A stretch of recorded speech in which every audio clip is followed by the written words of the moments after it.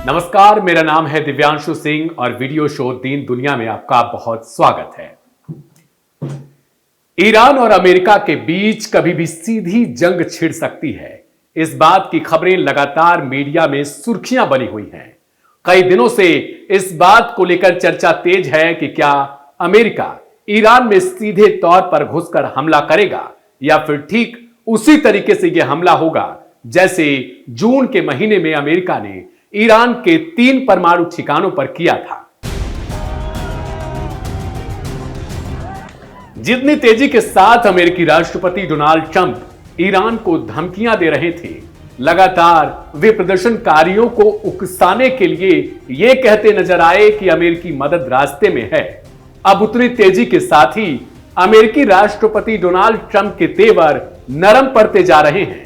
और ऐसा हम नहीं कहते, बल्कि इस बात की तस्दीक खुद अमेरिकी अखबार और सबसे बड़े चैनल कर रहे हैं।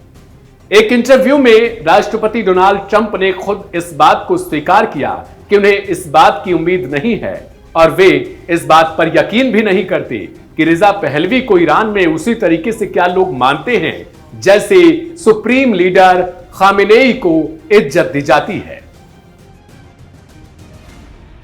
मिडिल ईस्ट के जानकार मानते हैं कि अमेरिका कभी भी ईरान पर सीधी स्ट्राइक करने की हिमाकत नहीं करेगा। इसके पीछे वे कई कारण बताते हैं। ईरान कोई ऐसा देश नहीं है जिसे हवा से धमकाकर या कुछ बयानों से झुका लिया जाए।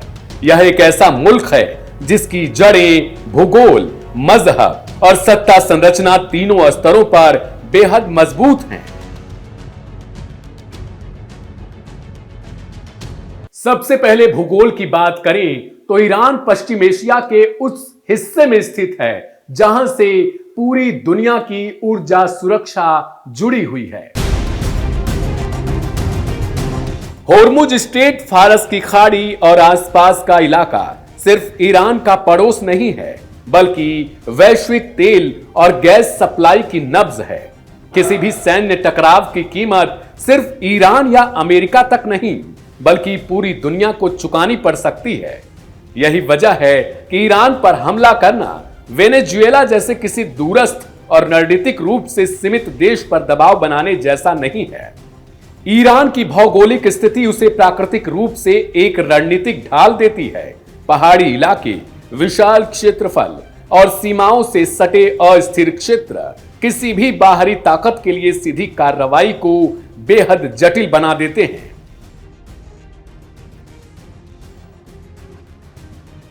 अमेरिकी सैन्य जानकार इस बात को स्वीकार करते हैं कि ईरान में घुसना इतना सामान्य नहीं है और अगर गलती से वे घुस भी जाते हैं तो फिर वहां से निकल पाना बहुत ज्यादा मुश्किल हो जाएगा। अमेरिका को लेकर चर्चा होने लगी कि ठीक वैसे ही कार्रवाई ईरान के खिलाफ क्यों नहीं कर पाता जैसे उसने वेनेजुएला में किया था। वेनेजुएला में ठीक वैसे जैसे राष्ट्रपति मादुरो और उनकी पत्नी को रात में सोते वक्त उठा लिया गया, उन्हें बंदी बना लिया गया। दूसरा और उससे भी अहम पहलू यह हो जाता है कि ईरान का इस्लामिक और वैचारिक ढांचा। ईरान सिर्फ एक राष्ट्र राज्य नहीं, बल्कि एक विचारधारा का प्रतिनिधित्व करता है। यहां सत्ता किसी एक व्यक्ति या सरकार तक सीमित नहीं है, बल्कि धार्मिक नेतृत्व, सुरक्षा बल और आम जनता के बीच एक वैचारिक जुड़ाव मौजूद है। इस्लामिक रिवॉल्यूशन के बाद ईरान ने खुद को प्रतिरोध के केंद्र के रूप में पेश किया है। यही वजह है कि जब बाहरी दबाव बढ़ता है तो यहां की आम आबादी और सुरक्षा तंत्र अक्सर एकजुट नजर आते हैं। इन्हें सुनने के बाद आपके मन में सवाल खड़ा हो रहा होगा कि ईरान में तो अभी फिलहाल में प्रदर्शन चल रहे हैं और ऐसे में आम जनता आखिर किस तरीके से खामेनेई को सपोर्ट कर सकती है।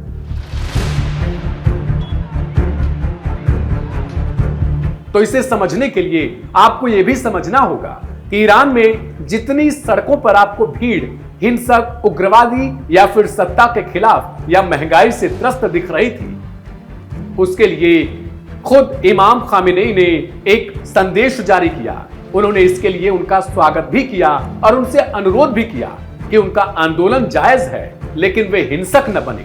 अपने राष्ट्र को न जलाएं, अपने राष्ट्र की संपत्ति को खत्म न करें और किसी विदेशी ताकतों के सहारे वे अपने ही देश को न जलाएं। इसके ठीक बाद ईरान की सड़कों पर जितने हिंसक भीड़ नहीं दिख रही थी, जितनी आबादी नहीं दिख रही थी, उससे भी ज्यादा या यूं कहें कि लाखों की तादाद में उनके समर्थक निकल पड़े। ठीक वही नारेबाजी और ठीक उसी तरीके से उन लोगों को दिखाने के लिए जो लोग बाहर से उस भीड़ को उकसाने का काम कर रहे थे और ईरान में रिजीम चेंज का ख्वाब देख रहे थे।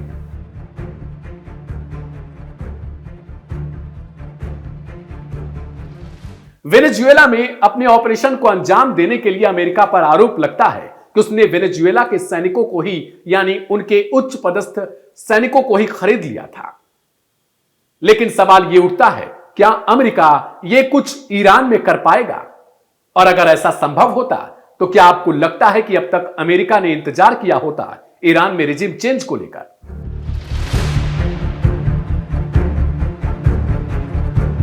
इसके लिए आपको सबसे पहले समझना होगा ईरान का वो ढांचा जिसमें फिट बैठता है सबसे पहले सर्वोच्च नेता खामेनेई, उनके साथ बसीजी फोर्स, IRGC और फिर ईरानी सेना।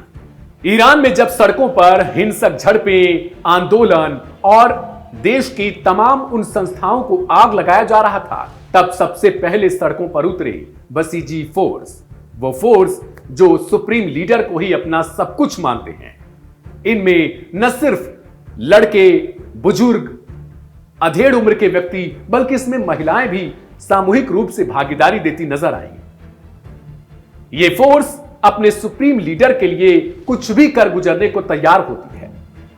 इसके साथ साथ IRGC फोर्स यानी इस्लामिक रिवॉल्यूशनरी गार्ड कॉर्प्स, इसकी स्थापना साल 1979 में इस्लामिक रिवॉल्यूशन के बाद की गई थी, जिसके संस्थापक खुमैनी रहे हैं। उन्होंने इसकी स्थापना इसके मद्देनजर ही की थी कि कभी भी पश्चिम के देश उन पर आक्रमण कर सकते हैं, कभी भी वो इस्लामिक रिवॉल्यूशन के बाद इसे पलटने की कोशिश करेंगे। और आज जब वो समय आ गया, तब IRGC और बसीजी फोर्स अपनी वही सेवाएं दे रही हैं जिनके लिए उनकी स्थापना की गई थी।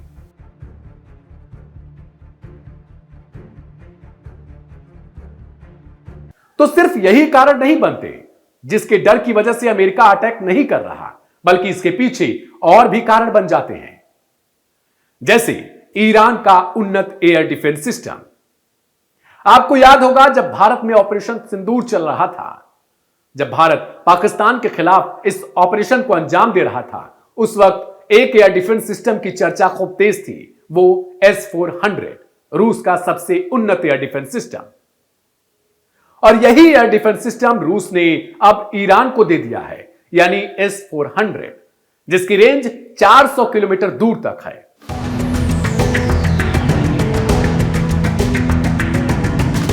इसके अलावा ईरान के पास चीन का HQ-9B एयर डिफेंस सिस्टम भी है। यही नहीं, बल्कि ईरान तो यह भी दावा करता है कि उसने खुद का एक एयर डिफेंस सिस्टम बावर्स 373 उसे भी अब लगा दिया है अपने काम पर, जिसकी रेंज वो दावा करता है कि 400 किलोमीटर तक है। ये तमाम लेयर अमेरिका के किसी भी स्ट्राइक का जवाब देने के लिए काफी हो जाते हैं। सिर्फ यही नहीं, बल्कि ईरान के पास हजारों मिसाइलों की खेप है जो उसने जून में अपने ट्रेलर के तौर पर दिखाया था। जब एक के बाद एक इसराइल पर ईरान की वो मिसाइलें बरसने लगी, तब इसराइल का आयरन डोम, यहां तक कि अमेरिका का थार्ड सिस्टम भी फेल नजर आ रहा था। इसराइल से आने वाली तस्वीरें इस बात की तस्दीक कर रही थी कि ईरान की बैलिस्टिक मिसाइलों से किस तरीके से हमला हुआ, और वो हमले इतने ज्यादा खतरनाक दिखाई दिए कि इसराइल को इन मिसाइलों से जो कुछ नुकसान हुआ उसकी भरपाई करने में प्रधानमंत्री नेतन्याहू के पसीने तक छूट गए।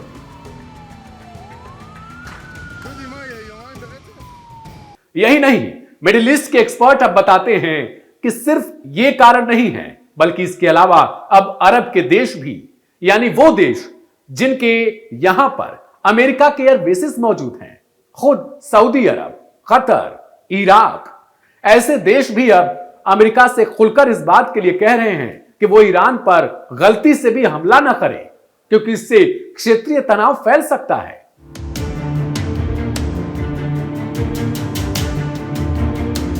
अमेरिका से आने वाली रिपोर्ट बताती है कि अमेरिका ने जल्दबाजी में अल उदैद एयरबेस, जो सबसे बड़ा एयरबेस मौजूद है कतर में, वहां से अपने सैनिकों को वापस बुला लिया। वापस इसलिए बुलाया गया क्योंकि ईरान ने सीधे तौर पर चेतावनी दे डाली कि अगर किसी भी तरीके से अमेरिका ने स्ट्राइक की हिमाकत की तो उस पर इतने बम बरसाएंगे, इतनी मिसाइलें मारेंगी, जो जून में हमने कर दिखाया था उससे भी कहीं ज्यादा विनाशक होगा। उसने खाड़ी के देशों को भी चेतावनी दे दी कि अगर उनके यहां से उनकी जमीन का इस्तेमाल करते हुए अमेरिका या इस्राइल ईरान पर हमले की कोशिश करता है तो फिर वो इन देशों को भी नहीं बख्शेगा।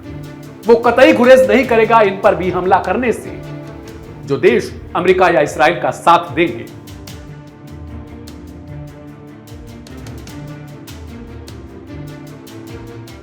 अब हमारे बहुत से साथियों के मन में एक और सवाल खड़ा हो रहा होगा कि अमेरिका क्या खामेनेई पर हमला कर सकता है या उन्हें उठा सकता है, ठीक उसी तरीके से जैसे वेनेजुएला के राष्ट्रपति तत्कालीन रहे मादुरो को उठा लिया था, उन्हें बंदी बना लिया था।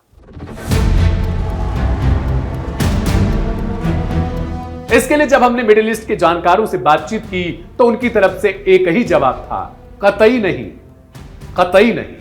अमेरिका ऐसी हिमाकत भी नहीं करेगा क्योंकि उसे पता है कि वो ईरान में इस्लामिक सोच को और मजबूत करने का काम करेगा। वो आग में घी डालने का काम करेगा, जिससे ईरान न सिर्फ और ज्यादा मजबूती के साथ खड़ा होगा बल्कि खामेनेई सदा के लिए इतिहास के उन सुनहरे पन्नों में दर्ज हो जाएंगी जो वो खुद चाहते हैं। जानकार बताते हैं कि खामेनेई को खुद पता है कि उनकी उम्र अब करीब करीब हो चुकी है और उससे पहले अगर वो अपने देश के लिए कुर्बान भी हो जाते हैं तो इससे उनका मान नहीं घटेगा, बल्कि वो ईरान के लिए और दूसरे देशों के लिए एक प्रयोग बन जाएंगे, एक उदाहरण बन जाएंगे इस्लामिक सोच के लिए। और यही कारण है कि अमेरिका सीधे खामेनेई पर हाथ डालने से अब तक बचता रहा है। आपको याद होगा कि जून में जब एयर स्ट्राइक की गई थी अमेरिका और इस्राइल की तरफ से, तब भी अमेरिकी राष्ट्रपति डोनाल्ड ट्रंप ने एक धमकी भरे लहजे का इस्तेमाल करते हुए ट्रुथ सोशल पर लिखा था कि हमें पता है कि तथाकथित सुप्रीम लीडर कहां छिपे बैठे हैं, लेकिन उसके बावजूद उन्होंने कोई भी ऐसा कदम नहीं उठाया जिससे खामेनेई पर कोई सीधे आंच आए।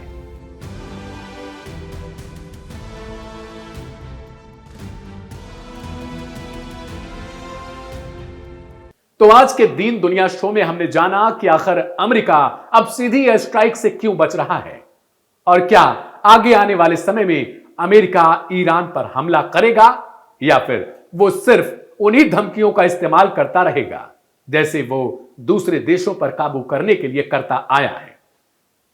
लेकिन फिर से हम कह रहे हैं, ईरान वेनेजुएला नहीं है। फिलहाल आज के दिन दुनिया शो में मेरे यानी दिव्यांशु सिंह के साथ इतना ही। कल फिर मिलेंगे ठीक इसी समय पर। नमस्ते, शुक्रिया।